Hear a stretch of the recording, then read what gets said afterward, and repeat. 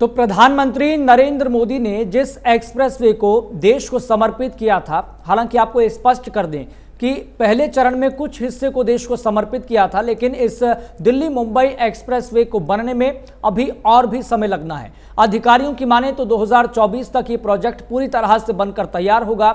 न केवल इससे जो सफर करने वाले यात्री हैं उनको सुगमता होगी, बल्कि जो डिस्टेंस है वो भी कम हो जाएगा। लेकिन ये लापरवाही का पुल बनता हुआ साबित हो रहा है। फिलहाल हमारे संवाददाता का हम रुख करेंगे, नीरज वशिष्ठ हमारे साथ जुड़ गए हैं। नीरज, जिस तरह की तस्वीरें देखी गई हैं, लोग भी बड़े सवाल खड़े कर रहे हैं। क्या जो प्रशासन है, क्या इसको लेकर गंभीर नजर आ रहा है? क्या किसी कमेटी का गठन किया गया है? कहीं ऐसा तो नहीं कि इसमें घटिया सामग्री का इस्तेमाल किया गया हो? यश, ये तमाम चीजें इन्वेस्टिगेशन का विषय है, तफ्तीश का विषय है। हालांकि एनएचएआई ने इस पूरे मामले को लेकर अब तक तफ्तीश जरूर शुरू की है, लेकिन फिरोजपुर झिरका के महू गांव के पास ये अचानक जो एक फ्लाईओवर का हिस्सा था वो भरभरा कर गिरने लगा था। इस पूरे मामले को लेकर जब स्थानीय ग्रामीण वहां पे मौके पर पहुंचे तो उन्होंने गंभीर आरोप लगाए हैं कि एक्सप्रेसवे को बनाने के लिए काफी घटिया सामग्री इस्तेमाल की गई थी। इससे पहले भी ये तकरीबन 2 या 3 महीने हुए फ्लाईओवर को बने हुए, इस मुंबई एक्सप्रेसवे को बने हुए, जो कि अब तक बहरोड तक खोला गया है। या अभी आगे का जो पैच है उसको बनाया जा रहा है तेजी के साथ, और काफी दावे किए गए थे इस एक्सप्रेसवे को खोलने से पहले की अत्याधुनिक सुविधाओं से लैस है। लेकिन अब जिस तरह से फ्लाईओवर के हिस्से गिरे हैं, इससे कहीं ना कहीं गंभीर सवाल जरूर खड़े हो रहे हैं। मैं आपको बता दूं कि केएमपी एक्सप्रेस भी इस तरह से जल्दबाजी में खोला गया था, और उसके काफी हिस्सों की मिट्टी भी ढह गई थी। और इसके साथ साथ सोना जो एलिवेटेड फ्लाईओवर है, ये भी बनते बनते काफी बार गिरा। द्वारका एक्सप्रेसवे है, ये भी अपने कंस्ट्रक्शन के टाइम में गिरा था। तो काफी गंभीर आरोप कार्यशैली पर जरूर लगते रहे हैं मोदी सरकार की कि जल्दबाजी में इस तरह के फ्लाईओवर्स बनाए जाते हैं।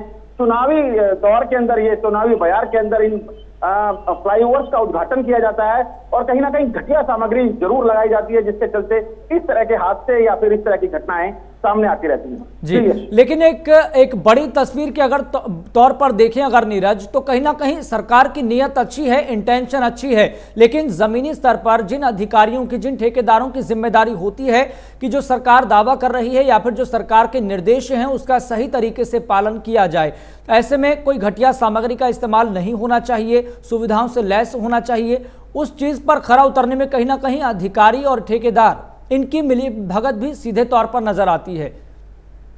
बिल्कुल, देखिए, इस पूरे मामले में अब एनएचएआई के अधिकारी तफ्तीश करेंगे, जांच करेंगे, और एक एजेंसी को स्थापित किया जाएगा जल्द ही कि किस तरह के ये कंस्ट्रक्शन मटेरियल जो था, फ्लाईओवर जो था, उसका हिस्सा एक भरभरा कर नीचे गिरा था। ये तमाम चीजें इन्वेस्टिगेशन का विषय है, तफ्तीश का विषय है, और जल्द ही इस पूरे मामले की जब तफ्तीश के बाद रिपोर्ट आएगी उसमें जरूर देखने वाली बात होगी। लेकिन मैं आपको थोड़ा पीछे ले जाना चाहूंगा। हीरो होंडा चौक के ऊपर 2016 के महाजाम के बाद ये फ्लाईओवर बनाए गए थे, अंडरपास बनाए गए थे। ये फ्लाईओवर भी अपने बनने के कुछ महीनों बाद ही भरभरा कर गिरे थे। उस मामले में भी अब जाकर, यानी 3 से 4 साल के बाद जाकर एक एफआईआर दर्ज हुई है कॉन्ट्रैक्टर के खिलाफ। अब ऐसे इस पूरे मामले में, मुंबई एक्सप्रेस से जुड़े इस मामले में क्या कॉन्ट्रैक्टर के खिलाफ एफआईआर दर्ज की जाएगी, उसकी गिरफ्तारी मुमकिन हो पाएगी, यह जरूर देखने वाली बात होगी। नीरज, क्या इसको लेकर कोई जांच कमेटी का गठन किया गया है? क्योंकि इससे पहले शुरुआती दौर में ये जानकारी सामने आई थी कि इसके नमूने भेजे गए हैं। नमूनों की जो जांच रिपोर्ट है वो कब तक सामने आएगी, और क्या इसके लिए अकाउंटेबिलिटी सेट जल्द ही की जाने वाली है? अधिकारी क्या कह रहे हैं इस बात को लेकर? जी बिल्कुल, देखिए यश, इस पूरे जो कंस्ट्रक्शन वेस्ट था, इसके नमूने लिए गए हैं और जांच के लिए भेजे गए हैं, आईआईटी में भेजे गए हैं, और इस जांच के बाद ये साफ होगा कि किस तरह का कंक्रीट इस फ्लाईओवर के अंदर या फिर इस एक्सप्रेसवे के अंदर इस्तेमाल किया गया था। और भी जो पैच जहां से दरकने लगे थे, जहां से क्रैक्स बड़े देखे जा रहे थे, इसमें भी एनएचएआई के अधिकारियों ने वो नमूने लिए हैं और उनको तफ्तीश के लिए भेजा गया है। जी नीरज, जिस तरह की हम तस्वीर भी देख पा रहे हैं, जो सरिये से जुड़ा हुआ जो प्लास्टर है उसका एक हिस्सा गिरा है, लेकिन जो उसके साथ के हिस्से हैं वो भी कहीं ना कहीं ऐसा लग रहा है कि कभी भी गिर सकते हैं और एक कोई बड़ा हादसा हो सकता है। बिल्कुल, देखिए यश, ये इन तमाम चीजों को लेकर गंभीरता से इस पूरे मामले को लेकर इसकी जांच की जा रही है, और आसपास के जो इलाके हैं या आसपास के जो फ्लाईओवर का, ये एक्सप्रेसवे का हिस्सा है, उसको भी मॉनिटर किया जा रहा है। और इस पूरी मॉनिटरिंग के बाद जांच में क्या कुछ साफ हो पाएगा, क्या कुछ साफ निकल कर आ पाएगा, या फिर कौन इस पूरे मामले का दोषी है, कहीं घटिया कंस्ट्रक्शन का इस्तेमाल इस एक्सप्रेसवे को बनाने के लिए तो नहीं किया गया, ये तमाम चीजें तफ्तीश के बाद जरूर साफ हो पाएंगी। नीरज, क्या ये जो प्लास्टर गिरा है यहाँ पर फौरी तौर पर राहत देने के लिए ताकि कोई बड़ा हादसा ना हो, क्या कोई मरम्मत की गई है, क्या कोई पैचवर्क किया गया है? एनएचएआई के अधिकारियों की माने तो पैच जो गिरा है यहाँ से वो काफी बड़ा नहीं है। इस लिहाज से जो ट्रैफिक की मूवमेंट है वो नॉर्मल तरीके से की जा रही है। लेकिन अब चूंकि नया एक्सप्रेसवे बना है, 2 महीने पहले ही उद्घाटन किया गया था, अब 2 महीने में ऐसा क्या कुछ हुआ कि प्लास्टर गिरा या फिर और कुछ हिस्से में क्रैक देखे जा रहे हैं। ये तमाम चीजें के ऊपर अब इन्वेस्टिगेशन बैठाई गई है। जांच एजेंसी को पूरी जांच सौंपी गई है, नमूने लिए गए हैं यहाँ से, और नमूने के बाद इन्वेस्टिगेशन के बाद ये साफ हो पाएगा कि इस एक्सप्रेसवे में कहीं ना कहीं घटिया मटेरियल का इस्तेमाल किया गया था। जी नीरज, जिस तरह से आपने इससे पहले कई एग्जाम्पल दिए, आपने कहा कि भाई हमें अतीत में भी जाना होगा, इस तरह के कई हादसे गुरुग्राम में भी देखने को मिले हैं और कार्रवाई होती है कई सालों बाद, और कार्रवाई के नाम पर महज एफआईआर दर्ज होती है, कार्रवाई नहीं होती है उन लोगों पर जो जिम्मेदार होते हैं। अब देखने वाली बात यहां पर यह भी रहने वाली है जो इसके लिए जिम्मेदार अधिकारी हैं या फिर जिनकी अकाउंटेबिलिटी इस पूरे मामले में सेट की जानी चाहिए, क्या उनकी अकाउंटेबिलिटी, उनकी जिम्मेदारी तय की जाती है या फिर नहीं की जाती, या फिर इसको ऊपरी तौर पर ही नजरअंदाज करके महज ऐसे ही छोड़ दिया जाएगा? देखने वाली बात यहां पर यह भी रहेगी। बिल्कुल, देखिए यश, हिरोना चौक की बात करूं, नरसिंहपुर फ्लाईओवर की बात करूं, ये तमाम जो फ्लाईओवर थे ये जयपुर तक बनाए गए थे। तकरीबन 27 फ्लाईओवर थे, जिसमें से 3 से 4 फ्लाईओवर भरभरा कर नीचे गिरे थे।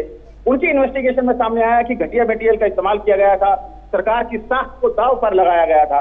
इसके साथ जो अंडरपास बनाए गए थे गुड़गांव में 2016 के महाजाम के बाद, हैरानी की बात की तमाम जो बड़े अंडरपास थे उनके अंदर जल भराव की जैसी स्थिति हुई। तो कहीं ना कहीं जल्दबाजी में ये तमाम चीजें जरूर बनाई गई, जिसके लिए प्लानिंग जिस तरह से की जानी चाहिए थी वो प्लानिंग की कमी देखी गई। फ्लाईओवर को बनाने के लिए जो मटेरियल इस्तेमाल किया जाना था, घटिया मटेरियल इस्तेमाल किया गया, जिसके चलते अब एक कॉन्ट्रैक्टर के खिलाफ, गिरोंडा चौक जिसने ये बनाया था, उस कॉन्ट्रैक्टर के खिलाफ न केवल एफआईआर दर्ज की गई बल्कि उसको गिरफ्तार भी कर लिया गया। बिल्कुल नीरज, और यहाँ पर एक बड़ी परिप्रेक्ष्य में इसको अगर देखें तो अगर बिहार में जब कोई पुल गिरता है तो उसकी चर्चा पूरे देश में होती है, लेकिन अगर इस तरह से कोई एक बड़ा एक्सप्रेसवे या फिर कहें कि जो केंद्र सरकार का जो एक बड़ा ड्रीम प्रोजेक्ट था कि भाई न केवल डिस्टेंस को हम कम करेंगे, आर्थिक राजधानी को हम जोड़ देंगे तमाम राज्यों के साथ, तमाम क्षेत्रों के साथ, तमाम शहरों के साथ, ऐसे में अगर ड्रीम प्रोजेक्ट के साथ अगर कोई खिलवाड़ होता है तो कार्रवाई तो बनती है और होनी चाहिए। अब ऐसे में देखने वाली बात यहां पर यह भी रहेगी कि केंद्रीय मंत्री नितिन गडकरी इस पूरे मामले को किस तरह से संज्ञान में लेते हैं और कितनी गंभीरता के साथ लेते हैं। बिल्कुल, देखिए काफी गंभीर सवाल जरूर है। अब ऐसे में एक केंद्रीय मंत्री या फिर एनएचएआई इस पूरे मामले पर क्या कुछ गंभीरता से इस पूरे मामले की तफ्तीश कराती है या फिर इस पूरे एक्सप्रेस वे को मॉनिटर कराती है, कहां इस तरह के क्रैक्स है, इसकी जांच की जाएगी। ये तमाम बड़े सवाल जरूर हैं जिन पर केंद्रीय मंत्री नितिन गडकरी अपनी बेबाकी से जवाब देते रहे हैं। चाहे केएमपी एक्सप्रेस की बात करूं, द्वारका एक्सप्रेस जो कि उसके स्लैब्स गिरे थे, या फिर सोना एलिवेटेड फ्लाईओवर की बात करूं, या फिर हिरोंडा चौक या फिर इससे आगे जो फ्लाईओवर यहाँ पे भरभरा कर गिरे थे इनकी बात करूं, उनका कुछ हिस्सा गिरा था। तो ये तमाम बड़े सवाल हैं जो कहीं ना कहीं सरकार की कार्यशैली के ऊपर, एनएचएआई की कार्यशैली के ऊपर, या फिर जो कंस्ट्रक्शन कंपनी इन फ्लाईओवर्स को बनाने में लगी हैं, इन एक्सप्रेसवे को बनाने में लगी हैं, उनकी कार्यशैली के ऊपर सवाल खड़े होते रहे हैं। काफी कंपनियों के खिलाफ एफआईआर दर्ज की गई थी, मामले की तफ्तीश चल रही है, लेकिन अभी किस ऐसी बड़ी कंपनी के खिलाफ कोई बड़ी कार्रवाई की गई हो केंद्र सरकार के द्वारा, एनएचएआई के द्वारा, ऐसे अभी तक स्पष्ट स्थिति नहीं हो पाई है। जी चलिए नीरज, बहुत बहुत शुक्रिया जानकारी साझा करने के लिए, बातचीत करने के लिए और दर्शकों तक ये तमाम जानकारी पहुंचाने के लिए। जो प्लास्टर का ये जो हिस्सा गिरा है उसको लेकर एनएचएआई या फिर कहें कि अधिकारी कितना गंभीर दिखाई दे रहे हैं। कहीं ऐसा तो नहीं कि इस बार भी इसको महज नजरअंदाज करके इसका छोटा सा पैचवर्क करके छोड़ दिया जाएगा? कार्रवाई होनी चाहिए और जो जिम्मेदार अधिकारी हैं, ठेकेदार हैं, उनकी अकाउंटेबिलिटी सेट होनी चाहिए। रुक रहे हैं फिलहाल एक छोटे से ब्रेक के लिए, जल्द हाजिर होंगे।